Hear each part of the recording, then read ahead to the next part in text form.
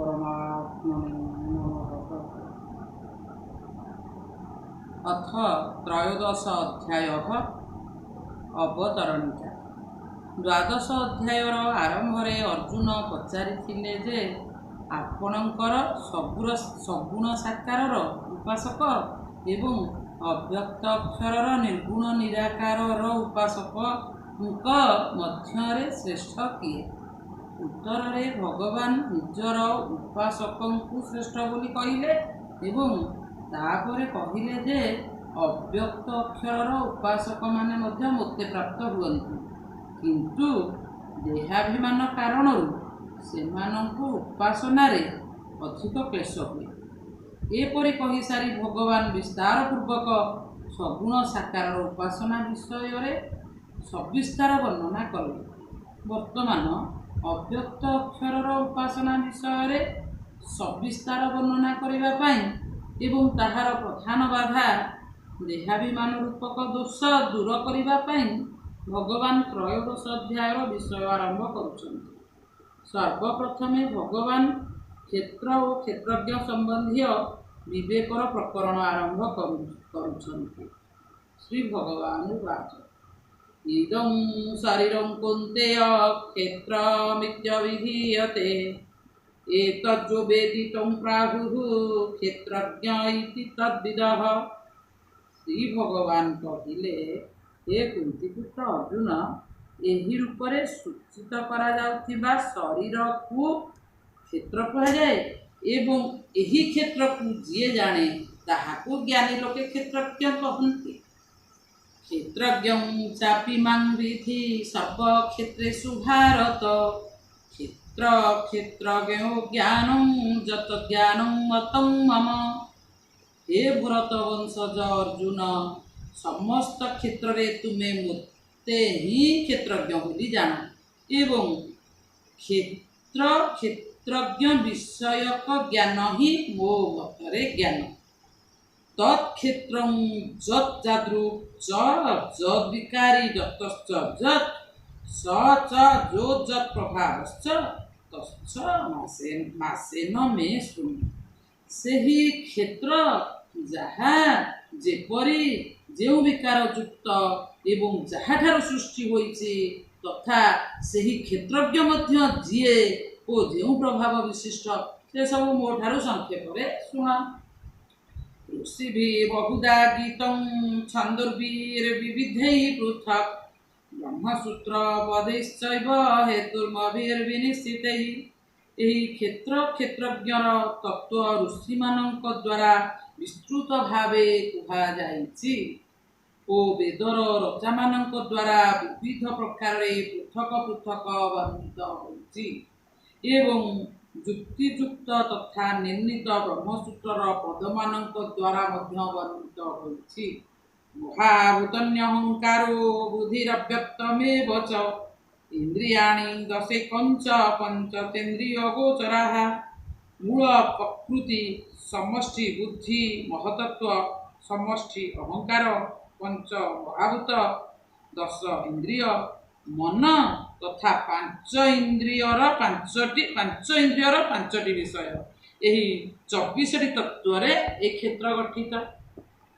ଇଚ୍ଛା ଦ୍ୱେଷ ସୁଖଂ ଦୁଃଖଂ ସଂଘାତଶ୍ଚେତନା ଧୃତିଃ ଏତତ୍କ୍ଷେତ୍ରଂ ସମାସେନ ସବିକାରମୁଦାହୃତମ୍। ଇଚ୍ଛା ଦ୍ୱେଷ ସୁଖ ଦୁଃଖ ସଂଘାତ ଶରୀର ଚେତନା ଓ ଧୃତି ଏସବୁ ବିକାର ବିଶିଷ୍ଟ କ୍ଷେତ୍ର ବିଷୟରେ ସଂକ୍ଷେପରେ କୁହାଯାଇଛି। ଅମାନିତ୍ୱ ମଦମ୍ବିତ୍ୱ ମହିଂସା କ୍ଷାନ୍ତିରାଜବମ୍ ଆଚାର୍ଯ୍ୟୋପାସନଂ ଶୌଚଂ ସ୍ତୈଚ୍ଛମାତ୍ମବିନିଗ୍ରହଃ। ମାନିତ୍ୱର ନିଜଠାରେ ଶ୍ରେଷ୍ଠତ୍ୱର ଅଭାବ, ଦାମ୍ଭିକତାର ଅଭାବ, ଅହିଂସା, କ୍ଷମା, ସରଳତା, ଗୁରୁ ସେବା, ବାହ୍ୟ ଓ ଆଭ୍ୟନ୍ତର ଶୁଦ୍ଧି, ସ୍ଥିରତା ଓ ମନୋନିଗ୍ରହ, ଇନ୍ଦ୍ରିୟାର୍ଥେଷୁ ବୈରାଗ୍ୟ, ମନୋହଙ୍କାର ଏବ ଚ ଜନ୍ମ ମୃତ୍ୟୁ ଜରା ବ୍ୟାଧି ଦୁଃଖ ଦୋଷାନୁଦର୍ଶନମ୍। ଇନ୍ଦ୍ରିୟମାନଙ୍କ ବିଷୟରୁ ବୈରାଗ୍ୟ ହେବା, ଅହଙ୍କାର ନ ହେବା, ଏବଂ ଜନ୍ମ ମୃତ୍ୟୁ ବୃଦ୍ଧାବସ୍ଥା ଓ ବ୍ୟାଧିରେ ବାରମ୍ବାର ଦୁଃଖ ରୂପକ ଦୋଷ ଦର୍ଶନ କରିବା। ଅଶକ୍ତିରନଭିସ୍ୱଙ୍ଗଃ ପୁତ୍ରଦାର ଗୃହାଦିଷୁ ନିତ୍ୟଂ ଚ ସମଚିତତ୍ୱମିଷ୍ଟାନିଷ୍ଟୋପପତିଷୁ। ଆସକ୍ତି ରହିତ ହେବା, ପୁତ୍ର ସ୍ତ୍ରୀ ଗୃହ ଆଦିରେ ଏକାତ୍ମ ଭାବ ଘନିଷ୍ଠ ସମ୍ବନ୍ଧ ନ ହେବା ଏବଂ ଅନୁକୂଳତା ଓ ପ୍ରତିକୂଳତା ପ୍ରାପ୍ତିରେ ଚିତ୍ତ ନିତ୍ୟ ସମର୍ପିତ। ମୟି ଚାନନ୍ୟ ଯୋଗେନ ଭକ୍ତିର ବ୍ୟଭିଚାରିଣୀ ବିବିକ୍ତ ଦେଶ ସେବିତ ମରତିର୍ଜନ ସଂସଦି। ଅନନ୍ୟ ଯୋଗ ଦ୍ୱାରା ମୋ ପ୍ରତି ଅବ୍ୟଭିଚାରିଣୀ ଭକ୍ତି ଜାତ ହେବା, ଅନନ୍ୟ ଯୋଗ ଦ୍ୱାରା ମୋ ପ୍ରତି ଅବ୍ୟଭିଚାରିଣୀ ଭକ୍ତି ଜାତ ହେବା, ଏକାନ୍ତ ବାସ କରିବାର ସ୍ୱଭାବ ହେବା ଏବଂ ଜନ ସମୁଦାୟରେ ପ୍ରୀତି ନ ହେବା। ଅଧ୍ୟାତ୍ମ ଜ୍ଞାନ ନିତ୍ୟତ୍ୱଂ ତତ୍ତ୍ୱଜ୍ଞାନାର୍ଥ ଦର୍ଶନମ୍ ଏତଜ୍ଞାନମିତି ପ୍ରୋକ୍ତମ୍ ଅଜ୍ଞାନଂ ଦଦତୋ ଅନ୍ୟଥା। ଅଧ୍ୟାତ୍ମ ଜ୍ଞାନରେ ନିତ୍ୟ ନିରନ୍ତର ସ୍ଥିତ ହେବା, ତତ୍ତ୍ୱଜ୍ଞାନର ଅର୍ଥ ସ୍ୱରୂପ ପରମାତ୍ମାଙ୍କୁ ସର୍ବତ୍ର ଦର୍ଶନ କରିବା, ଏହାକୁ 20ଟି ସାଧନାକୁ ଜ୍ଞାନ କୁହାଯାଇଛି ଏବଂ ଏହାର ବିପରୀତକୁ ଅଜ୍ଞାନ କୁହାଯାଇଛି। ଜ୍ଞେୟଂ ଯତତ୍ ପ୍ରବକ୍ଷ୍ୟାମି ଯଜ୍ଞାତ୍ୱାମୃତମଶ୍ନୁତେ ଅନାଦି ମତ୍ପରଂ ବ୍ରହ୍ମ ନ ସତନ୍ନାସଦୁଚ୍ୟତେ। ଯାହା ଜ୍ଞେୟ ପୂର୍ବୋକ୍ତ ଜ୍ଞାନ ଦ୍ୱାରା ଜ୍ଞାତବ୍ୟ ଏବଂ ଯାହାକୁ ଜାଣିଗଲେ ମନୁଷ୍ୟ ଅମରତ୍ୱ ଅନୁଭବ କରେ, ଯାହାକୁ ଜାଣିଗଲେ ମନୁଷ୍ୟ ଅମରତ୍ୱ ଅନୁଭବ କରେ, ସେହି ପରମାତ୍ମ ତତ୍ତ୍ୱ ସମ୍ପର୍କରେ ମୁଁ ଭଲ ଭାବରେ କହିବି। ସେହି ଜ୍ଞେୟ ତତ୍ତ୍ୱ ଅନାଦି ଓ ପରମ ବ୍ରହ୍ମ। ତାହାକୁ ସତ୍ କୁହାଯାଇପାରେ ନାହିଁ କି ଅସତ୍ ମଧ୍ୟ କୁହାଯାଇପାରେ ନାହିଁ। ସର୍ବତଃ ପାଣିପାଦଂ ତତ୍ସର୍ବତୋ ଅକ୍ଷି ଶିରୋମୁଖଂ ସର୍ବତଃ ଶ୍ରୁତିମଲୋକେ ସର୍ବମାବୃତ୍ୟ ତିଷ୍ଠତି। ତାଙ୍କର ପରମାତ୍ମାଙ୍କର ସବୁ ସ୍ଥାନରେ ହସ୍ତ, ପଦ, ନେତ୍ର, ଶିର, ମୁଖ ଓ କର୍ଣ୍ଣ ରହିଛି। ସେ ସଂସାରରେ ସମସ୍ତଙ୍କୁ ବ୍ୟାପ୍ତ କରି ସ୍ଥିତ ହୋଇଛନ୍ତି।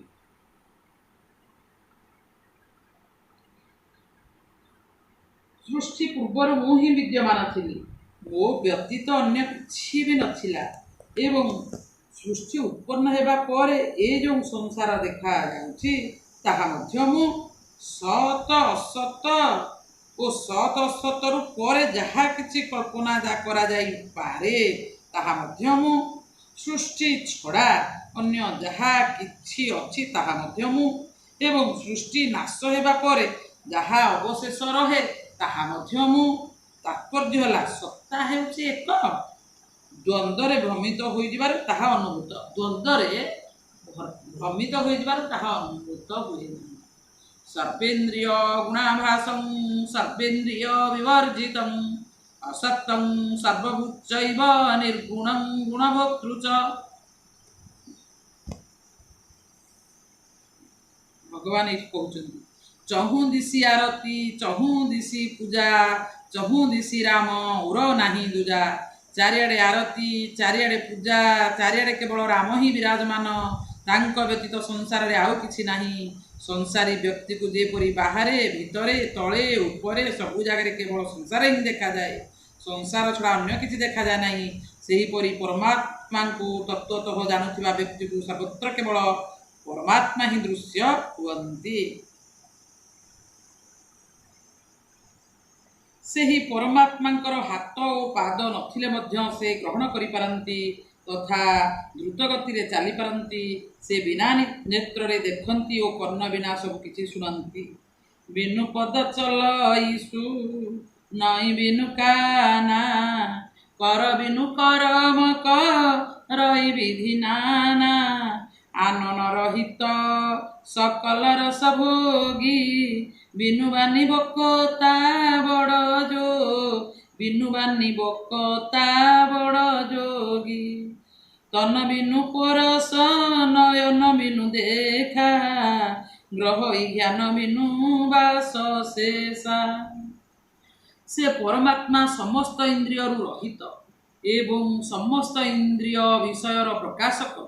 ସେ ଆସକ୍ତି ରହିତ, ସମଗ୍ର ସଂସାରର ଭରଣ ପୋଷଣକାରୀ, ଗୁଣରହିତ ଓ ସମସ୍ତ ଗୁଣର ଭୋକ୍ତା।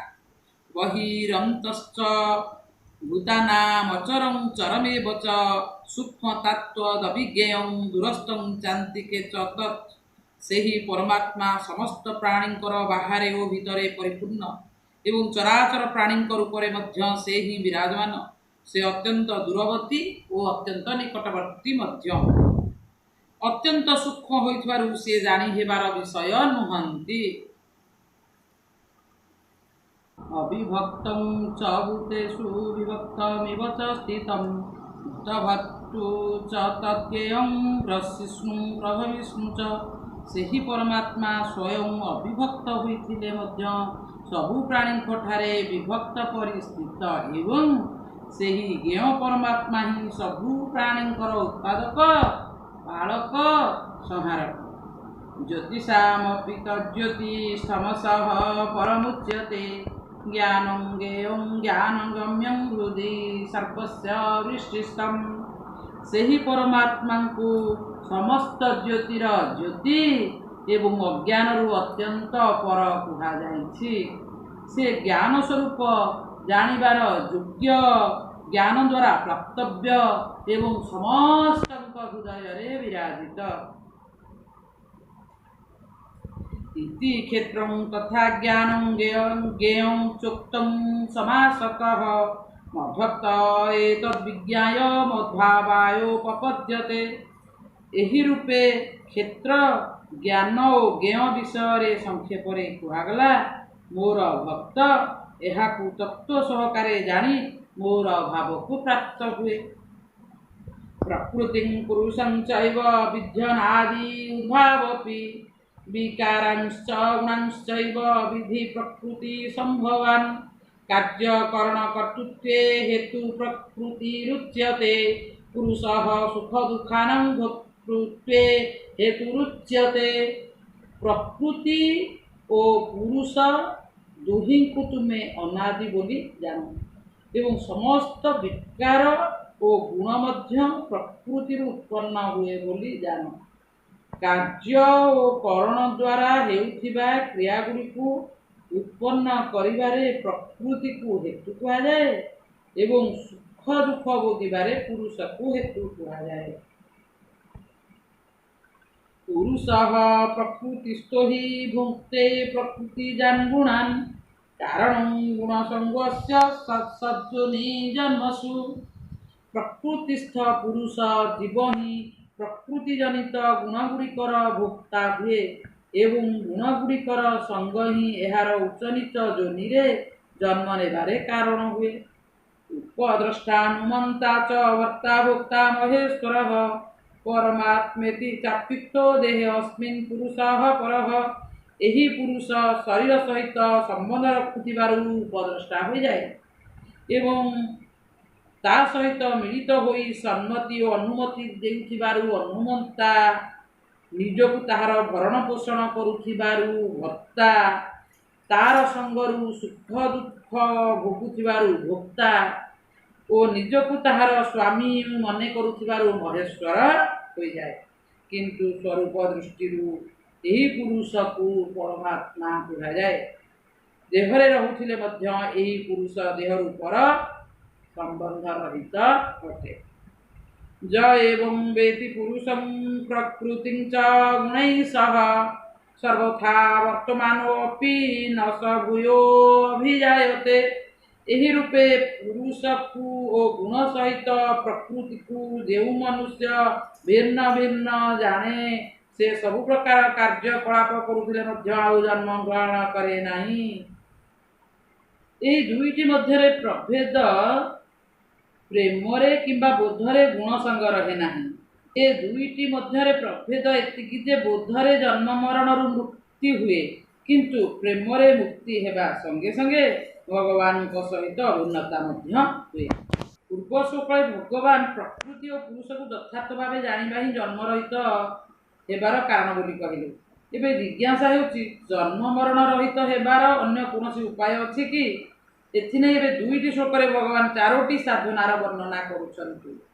ଧ୍ୟାନେନାତ୍ମନି ପଶ୍ୟନ୍ତି କେଚିଦାତ୍ମାନମାତ୍ମନା ଅନ୍ୟେ ସାଂଖ୍ୟେନ ଯୋଗେନ କର୍ମ ଯୋଗେନ ଚାପରେ। କେତେକ ମନୁଷ୍ୟ ଧ୍ୟାନ ଯୋଗ ଦ୍ୱାରା, କେତେକ ସାଂଖ୍ୟ ଯୋଗ ଦ୍ୱାରା, ଆଉ କେତେକ କର୍ମଯୋଗ ଦ୍ୱାରା ନିଜେ ନିଜଠାରେ ପରମାତ୍ମ ତତ୍ତ୍ୱକୁ ଅନୁଭବ କରନ୍ତି। ଅନ୍ୟେ ତ୍ୱେବମଜାନନ୍ତଃ ଶ୍ରୁତ୍ୱା ନେଭ୍ୟ ଉପାସତେ ते अपि चातितरन्तेव मृत्युं श्रुतिपरायणाः। ଆଉ କେତେକ ମନୁଷ୍ୟ ଏସବୁ ଧ୍ୟାନ ଯୋଗ, ସାଂଖ୍ୟ ଯୋଗ, କର୍ମଯୋଗ ଆଦି ସାଧନା ଜାଣନ୍ତି ନାହିଁ, କେବଳ ଅନ୍ୟମାନଙ୍କ ଠାରୁ ଜୀବନ୍ମୁକ୍ତ ମହାପୁରୁଷମାନଙ୍କ ଠାରୁ ଶୁଣିକରି ଉପାସନା କରନ୍ତି। ଏତାଦୃଶ ଶ୍ରବଣ ପରାୟଣ ମନୁଷ୍ୟ ମଧ୍ୟ ମୃତ୍ୟୁକୁ ଅତିକ୍ରମ କରିଯାଆନ୍ତି। ଯାବତ୍ ସଞ୍ଜାୟତେ କିଞ୍ଚିତ୍ ସତ୍ତ୍ୱଂ ସ୍ଥାବର ଜଙ୍ଗମଂ କ୍ଷେତ୍ର କ୍ଷେତ୍ରଜ୍ଞ ସଂଯୋଗାତ୍ତଦ୍ବିଧି ଭରତର୍ଷଭ। ଏ ଭରତର୍ଷଭ ଅର୍ଜୁନ, ସ୍ଥାବର ଓ ଜଙ୍ଗମ ଯେତେ ବି ପ୍ରାଣୀ ସୃଷ୍ଟି ହୁଅନ୍ତି, ସେମାନେ କ୍ଷେତ୍ର ଓ କ୍ଷେତ୍ରଜ୍ଞର ସଂଯୋଗରୁ ସୃଷ୍ଟି ହୁଅନ୍ତି ବୋଲି ତୁମେ ବୁଝ। ସମଂ ସର୍ବେଷୁ ଭୂତେଷୁ ତିଷ୍ଠନ୍ତଂ ପରମେଶ୍ୱରଂ ବିନଶ୍ୟତ ସ୍ୱବିନିଶ୍ୟନ୍ତଂ ଯଃ ପଶ୍ୟତି ସ ପଶ୍ୟତି। ଯେ ସମସ୍ତ ନାଶବାନ ପ୍ରାଣୀଙ୍କ ମଧ୍ୟରେ ପରମାତ୍ମାଙ୍କୁ ନାଶ ରହିତ ଓ ସମରୂପେ ସ୍ଥିତ ଦେଖେ, ସେ ବାସ୍ତବରେ ଠିକ୍ ଦେଖେ। ସମଂ ପଶ୍ୟନ ହି ସର୍ବତ୍ର ସମବସ୍ଥିତମୀଶ୍ୱରଂ ନୈନସ୍ତ୍ୟାତ୍ମନାତ୍ମାନଂ ତतो ଯାତି ପରଂ ଗତିମ୍। କାରଣ ସର୍ବତ୍ର ସମରୂପେ ସ୍ଥିତ ଈଶ୍ୱରଙ୍କୁ ସମାନ ରୂପେ ଦର୍ଶନ କରୁଥିବା ମନୁଷ୍ୟ ନିଜ ଦ୍ୱାରା ନିଜର ହିଂସା କରେ ନାହିଁ, ତେଣୁ ସେ ପରମ ଗତି ପ୍ରାପ୍ତ ହୁଏ।